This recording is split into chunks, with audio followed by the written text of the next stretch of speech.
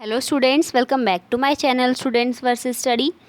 आज हम इस वीडियो में पढ़ने वाले हैं क्लास 10th कोड 402 कंप्यूटर की यूनिट फर्स्ट कम्युनिकेशन स्किल्स का पार्ट 5th, जिसका नाम है बेसिक राइटिंग स्किल्स। चलिए स्टार्ट करते हैं। सबसे पहली बात करते हैं राइटिंग स्किल्स की। Writing is one of the ways of sharing our thoughts and communicating ideas and views to others. Writing जो है एक ऐसा वे है, एक ऐसा तरीका है जिसमें हम अपने थॉट्स को, अपने आइडियाज़ को, अपनी व्यूज़ को दूसरों के साथ शेयर करते हैं। Documents such as notes, emails, memos, letters, reports etcetera require good writing skills so that the idea can be expressed effectively. If the writing is free of mistakes, we make a good impression in front of each others. हमारे बहुत सारे documents होते हैं जैसे notes, emails, memos, letters, reports, इन सब में good writing skills की बहुत ज़्यादा ज़रूरत होती है, जिससे कि हम अपने आइडियाज़ को इफ़ेक्टिव तरीके से जो है एक्सप्रेस कर सके। और अगर हमारी राइटिंग में कोई भी मिस्टेक नहीं होती है तो उसका जो है दूसरे पर एक अच्छा प्रभाव पड़ता है, एक पॉजिटिव इम्पैक्ट पड़ता है। People with good writing skills appear to be more capable, intelligent, credible and responsible. जिन लोगों की राइटिंग स्किल बहुत अच्छी होती है तो वो लोग इंटेलिजेंट माने जाते हैं, रिस्पॉन्सिबल माने जाते हैं, कैपेबल माने जाते हैं और क्रेडिबल माने जाते हैं। अब बात करते हैं टाइप्स ऑफ सेंटेंसेस की on the basis of function. Sentences के जो है फंक्शन के बेसिस पर सेंटेंसेस कितने टाइप्स के होते हैं। सो फर्स्ट है हमारा डिक्लेरेटिव सेंटेंस। जो डिक्लेरेटिव सेंटेंस होते हैं वो एक सिंपल स्टेटमेंट को जो है रिप्रेजेंट करते हैं और वो हमेशा फुल स्टॉप से ख़त्म होते हैं। For example, my cat is black. इसमें जो है कुछ भी एडवांस में नहीं है, कुछ भी एक्स्ट्रा नहीं है। इसमें सिर्फ हमें एक सिंपल स्टेटमेंट दी है कि माई कैट इज़ ब्लैक, मेरी जो बिल्ली है वो काली है। इसमें कोई भी एक्स्ट्रा चीज़ नहीं दी गई है। Next is interrogative sentences. जो हमारे वो सेंटेंसेस जिसमें हमसे क्वेश्चन पूछा जाए, वही सेंटेंसेस हमारे होते हैं इंटेरोगेटिव सेंटेंसेस, और वो हमेशा क्वेश्चन मार्क से एंड होते हैं। For example, can we go to the beach today. इसमें हम यहाँ पर देख सकते हैं कि यहाँ पर एक बार क्वेश्चन पूछा जा रहा है और यहाँ पर ये क्वेश्चन मार्क से भी एंड हो रहा है। Third one is imperative sentences. वो सेंटेंसेस जिसमें एक व्यक्ति दूसरे व्यक्ति को कमांड दे रहा हो या उससे रिक्वेस्ट कर रहा हो, उसको ऑर्डर दे रहा हो या उसे एडवाइस दे रहा हो, उन्हीं सेंटेंसेस को हम बोलते हैं imperative sentences. For example, pass me that dictionary please. इसमें जो है प्लीज़ आया है, यानी कि कोई व्यक्ति दूसरे व्यक्ति से जो है उस डिक्शनरी को पास करने के लिए रिक्वेस्ट कर रहा है, प्लीज़ कह रहा है। एक्सक्लेमेटरी सेंटेंसेस, वो सेंटेंसेस जिसमें हमारे स्ट्रॉन्ग फीलिंग्स, स्ट्रॉन्ग इमोशंस दिखाए जाते हैं, वही सेंटेंसेस होते हैं हमारे एक्सक्लेमेटरी सेंटेंसेस। और ये सेंटेंसेस जो होते हैं हमारे, ये हमेशा एक्सक्लेमेशन मार्क से एंड अप होते हैं। For example, it's fantastic. इसमें हम देख सकते हैं कि यहाँ पर जो है जॉय जो है रिप्रेजेंट किया गया है और ये हमारा एक्सक्लेमेशन मार्क से जो है एंड अप हो रहा है। फिर बात करते हैं types of sentences on the basis of structure. रचना के आधार पर हमारे वाक्य भेद। सो फर्स्ट है हमारा सिंपल सेंटेंसेस। जो हमारे सिंपल सेंटेंसेस होते हैं वो सिर्फ वन क्लॉज के बने हुए होते हैं, वो हमारे एक क्लॉज के बने हुए होते हैं। अब या तो वो मेन क्लॉज हो या फिर वो इंडिपेंडेंट क्लॉज हो। For example, he ate an apple. इसमें ये जो है हमारे ये डिक्लेरेटिव सेंटेंसेस की तरह ही होता है, बिल्कुल सिंपल, इसमें कुछ भी एडवांस्ड नहीं होता है। Second is compound sentences. Compound sentences वो सेंटेंसेस होते हैं जिसमें हमारे दो मेन क्लॉज आते हैं और वो दोनों मेन क्लॉज एक कंजंक्शन के थ्रू जोड़े जाते हैं। For example, and, for, nor, but, yet, इन सब से। और इसमें कोई भी डिपेंडेंट क्लॉज नहीं होता है, दोनों इंडिपेंडेंट क्लॉज होते हैं। For example, I called him but he did not reply. इसमें हमारा कंजंक्शन है बट की वजह से ये दोनों सेंटेंस जुड़ गए हैं और ये डिपेंडेंट भी नहीं है। अगर हम इनको अलग अलग करके लिखे, आई कॉल्ड हिम, सो इसका भी मतलब बैठ रहा है, इसका भी कोई अर्थ है, और ही डिड नॉट रिप्लाई, इसका भी अलग से मीनिंग बैठ रहा है, यानी कि ये दोनों इंडिपेंडेंट है, डिपेंडेंट नहीं है एक दूसरे पर। हमारा थर्ड सेंटेंस है कॉम्प्लेक्स सेंटेंस। कॉम्प्लेक्स सेंटेंस वो वाले सेंटेंसेस होते हैं जिसमें हमारा एक मेन क्लॉज आता है और एक डिपेंडेंट क्लॉज आता है, और वो दोनों भी एक कंजंक्शन के थ्रू कनेक्ट होते हैं। For example although, because, since, unless, when, etcetera. और कोई एक रिलेटिव प्रोनाउन भी यूज़ किया जा सकता है, जैसे कि who, that, which, etcetera. For example I saw a girl who was hungry.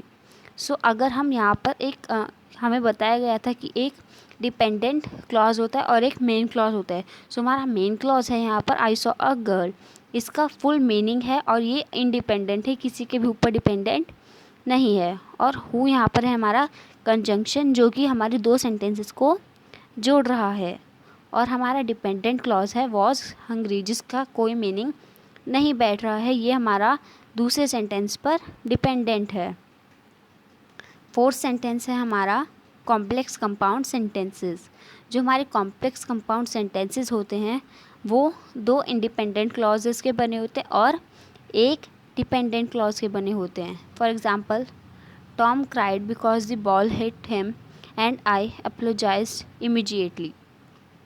जो टॉम है वो रोया क्योंकि जो बॉल थी उसने उसको हिट किया, वो उसको लग गई और फिर मैंने उससे एकदम से माफ़ी भी मांग ली। सो इसमें हमारे दो इंडिपेंडेंट क्लॉज है और एक डिपेंडेंट क्लॉज है।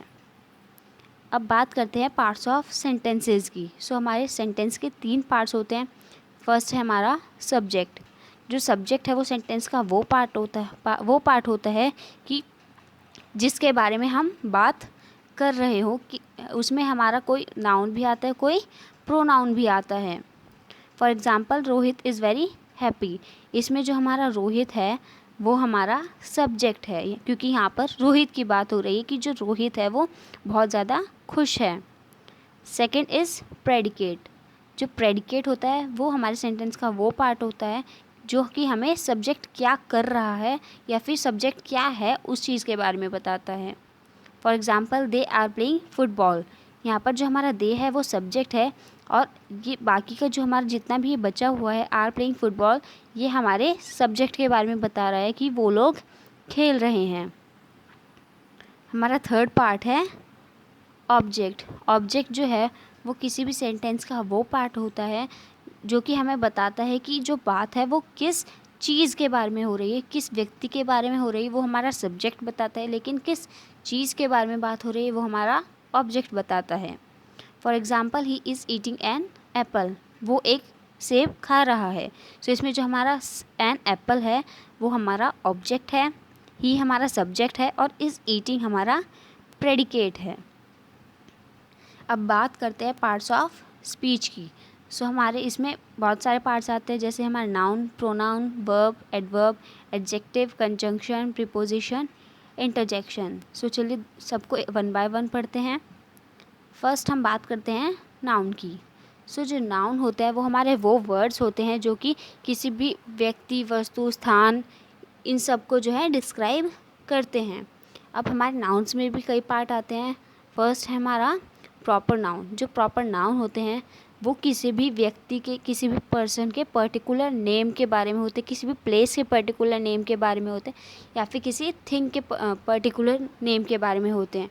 मतलब जब भी कोई पर्टिकुलर नेम आता है तो वो हमारा प्रॉपर नाउन होता है। और ये जो हमारे प्रॉपर नाउन होते हैं वो हमेशा एक कैपिटल लेटर से शुरू होते हैं। सेकंड है हमारा कॉमन नाउन।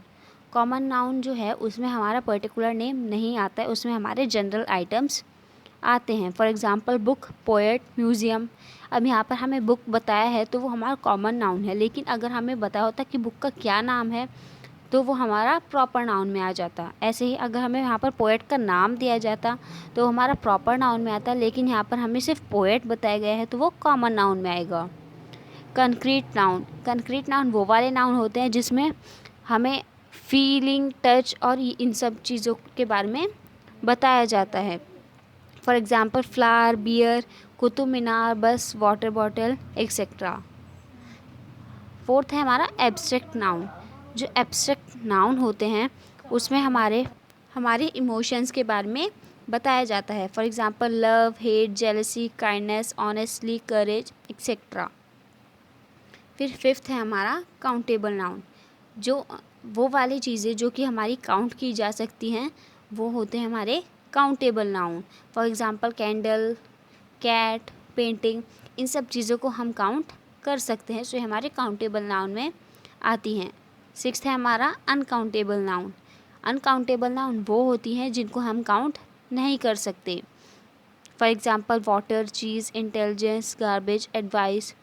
अब यहाँ पर हम देख सकते हैं कि कोई भी चीज़ जो है हम इनको काउंट नहीं कर सकते। कभी भी हम ये नहीं कहते कि मुझे एक पानी दे दो या मुझे एक इंटेलिजेंस दे दो, ऐसा नहीं कहा जाता। सेवेंथ है हमारा कलेक्टिव नाउन। जो कलेक्टिव नाउन होता है उसमें किसी ना किसी चीज़ के ग्रुप के बारे में बात की होती है, वो चाहे एनिमल्स का ग्रुप हो, चाहे वो ह्यूमंस का ग्रुप हो, चाहे वो थिंग्स का ग्रुप हो। For example cattle, people, police, etcetera.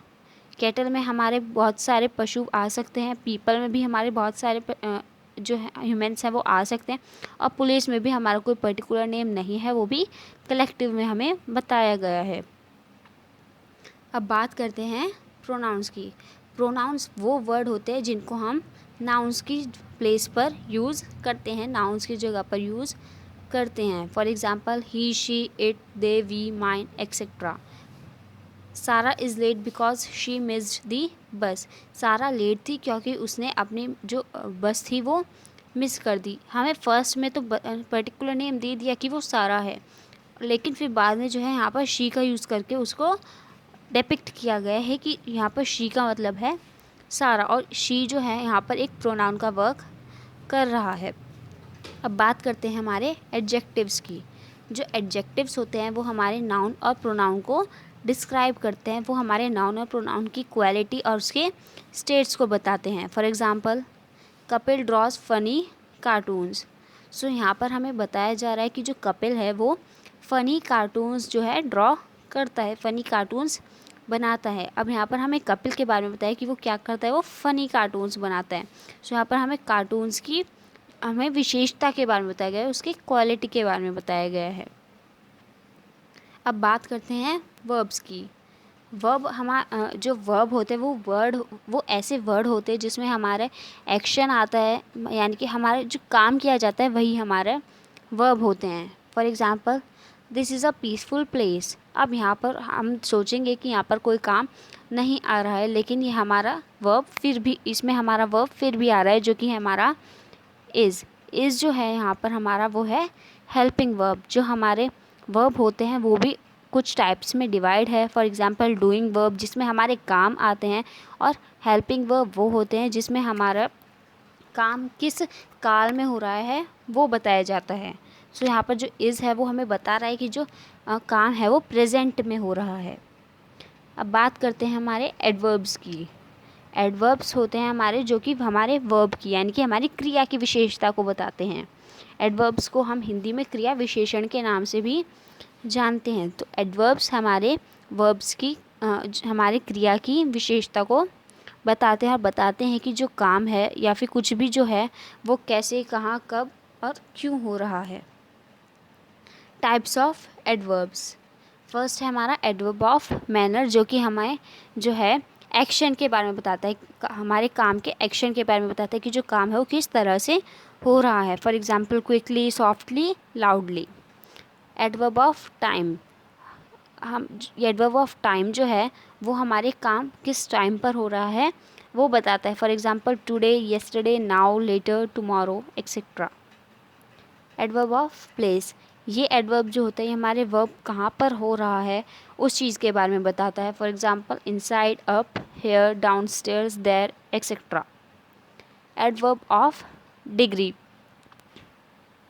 जो हमारा एडवर्ब ऑफ डिग्री है वो हमें बताता है कि जो काम है वो किस तरीके से हो रहा है, वो क्वाइटली हो रहा है या हार्डली हो रहा है, इस तरह से। अब बात करते हैं हमारे प्रीपोजिशंस की। जो हमारे प्रीपोजिशन होते हैं वो हमारे नाउन और हमारे प्रोनाउन में एक रिलेशनशिप क्रिएट करते हैं सेम सेंटेंस में।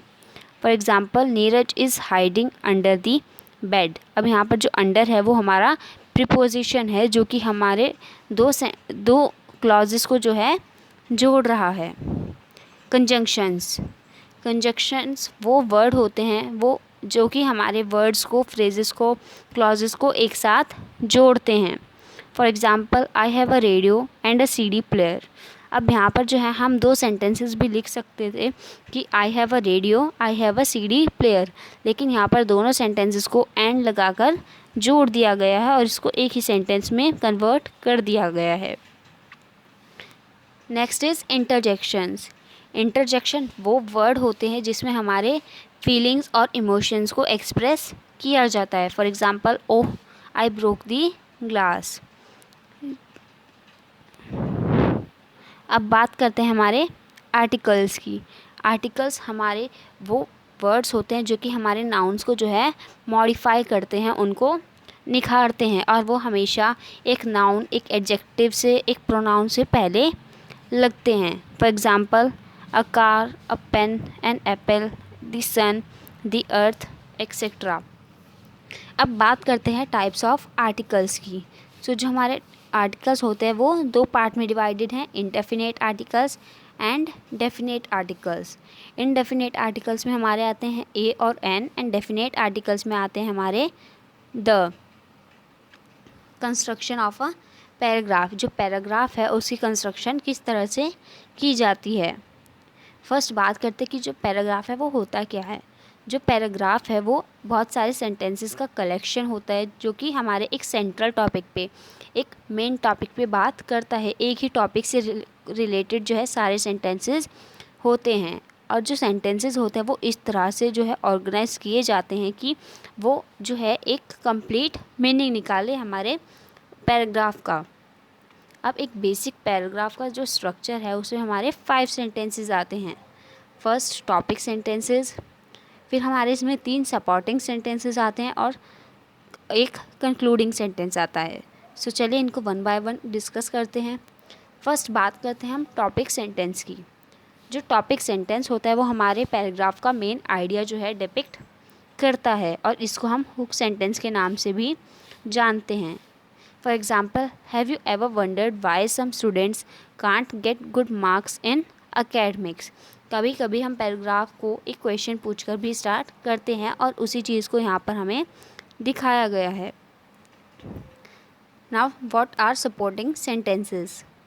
जो हमारे सपोर्टिंग सेंटेंसेस होते हैं वो हमारे मेन टॉपिक के एक्सप्लेनेशंस को जो है प्रोवाइड करते हैं और हमारे मेन टॉपिक को सपोर्ट करते हैं। इसमें हमारे फैक्ट्स भी आते हैं, रीजनिंग आते हैं, स्टैटिस्टिक आते हैं, etcetera. Now what are concluding sentences. Concluding sentence जो होता है वो हमारे, जो हमने शुरू में जो हमारा ओवरऑल पैराग्राफ था उसी को जो है शॉर्ट में लिखना कंक्लूडिंग सेंटेंस कहलाता है।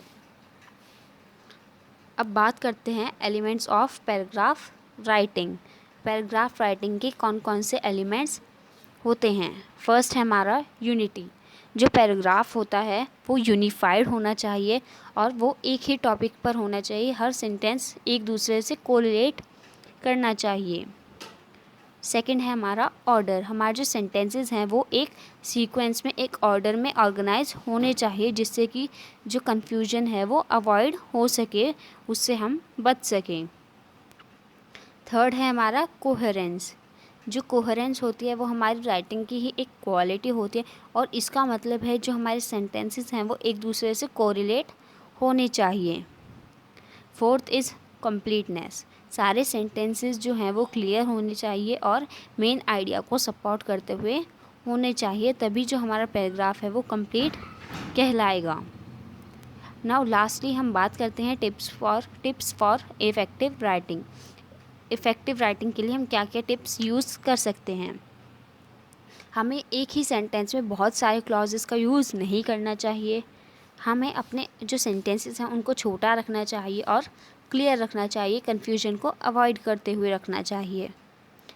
हमें अपने सेंटेंसेस को रिपीट नहीं करना चाहिए, क्योंकि अगर हम उन्हें रिपीट करेंगे सो जो हमारा रीडर है वो इंटरेस्ट अपना खो सकता है।